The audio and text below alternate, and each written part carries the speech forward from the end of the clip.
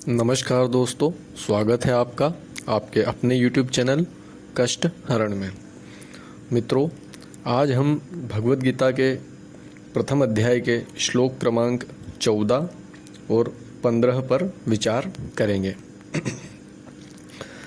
ततः श्वेतस्ते हर्येर्युक्ते महती स्यन्दने स्थितो माधवः पाण्डवश्वेच्व दिव्यो शंखो प्रदमतुः।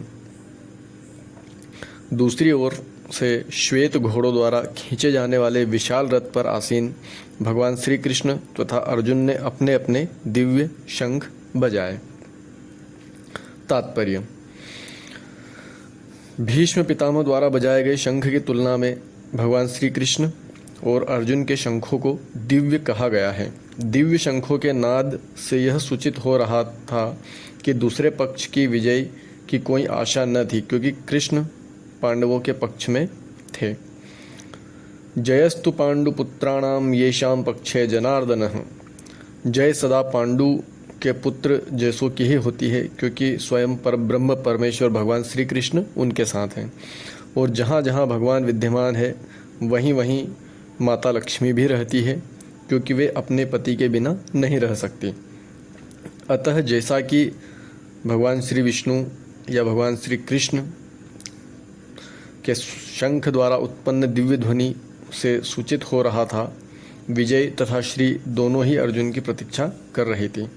इसके अतिरिक्त जिस रथ में दोनों मित्र आसीन थे वह अर्जुन को अग्निदेव द्वारा प्रदत्त था, और इससे सूचित हो रहा था कि तीनों लोकों में जहाँ कहीं भी यह जाएगा वहाँ विजय निश्चित है। श्लोक क्रमांक 15। पांचजन्यम ऋषिकेशो देवदत्तं धनंजयः पौंड्रदधम्मो महाशंख भीमकर्मावृकोदरः। अर्थात भगवान कृष्ण ने अपना पांचजन्य शंख बजाया, अर्जुन ने देवदत्त शंख बजाया तथा अति भोजी एवं अति मानवीय कार्य करने वाले भीम ने पौंड्र नामक भयंकर शंख बजाया। इस श्लोक में भगवान श्री कृष्ण को ऋषिकेश कहा गया है, क्योंकि वे समस्त इंद्रियों के एकमात्र स्वामी हैं। सारे जीव उनके भिन्न अंश हैं, अतः जीवों की इंद्रियां भी उनकी इंद्रियों के अंश है।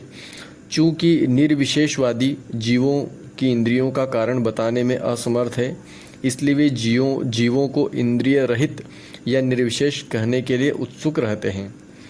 भगवान समस्त जीवों के हृदयों में स्थित होकर उनकी इंद्रियों का निर्देशन करते हैं, किंतु वे इस तरह निर्देशन करते हैं कि जीव उनकी शरण ग्रहण कर ले, और विशुद्ध भक्त की इंद्रियों का तो वे प्रत्यक्ष निर्देशन करते हैं। यहाँ कुरुक्षेत्र की युद्ध भूमि में भगवान श्री कृष्ण अर्जुन की दिव्य इंद्रियों का निर्देशन करते हैं, इसलिए उन्हें ऋषिकेश कहा गया है। भगवान के विविध कार्यों के अनुसार उनके भिन्न भिन्न नाम हैं। उदाहरणार्थ, उनका एक नाम मधुसूदन है, क्योंकि उन्होंने मधु नाम के असुर को मारा था। वे गोवों तथा इंद्रियों को आनंद देने के कारण गोविंद कहलाते हैं। वसुदेव जी के पुत्र होने के कारण उनका नाम वासुदेव है। देवकी को माता के रूप में स्वीकार करने के कारण इनका नाम देवकी नंदन है। वृंदावन में यशोदा के साथ बाल लीलाएं करने के कारण वे यशोदा नंदन हैं। अपने मित्र अर्जुन का सारथी बनने के कारण उनका एक नाम पार्थ सारथी है। इसी प्रकार उनका नाम ऋषिकेश है, क्योंकि उन्होंने कुरुक्षेत्र के युद्ध स्थल में अर्जुन का निर्देशन किया।